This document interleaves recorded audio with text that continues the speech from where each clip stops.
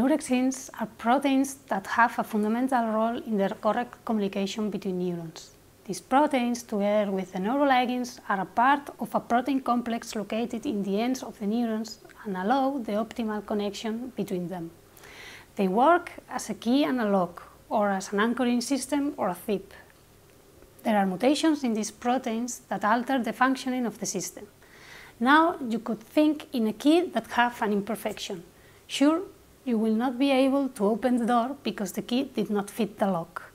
The same would happen with neurons. Alteration in the neurexins would not join neuroligands correctly and the connections between neurons might fail.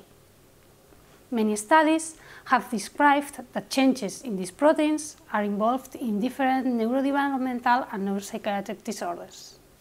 In a previous study, we found 4-point mutations in the neurexin gene in patients with autism and intellectual disability.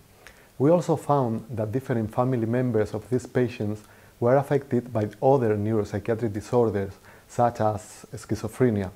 In some cases, the mutations were also present in these family members. This was very surprising for us. However, these data were in line with current theories that propose that neurodevelopmental and neuropsychiatric disorders could share a partially overlapping genetic background. The results of this study pointed to a possible common implication of the neurexin mutations in autism and schizophrenia.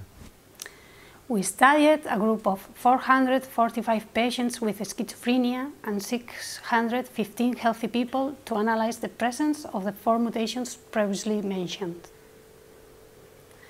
None of the patients or healthy individuals studied showed any of the 4 mutations.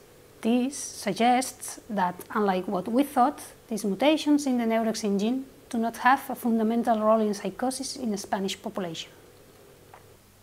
These results imply that the genetic overlap that is believed to exist between neurodevelopmental disorders and psychosis is not the case of these 4 mutations, but could also be further explored between autism and intellectual disability.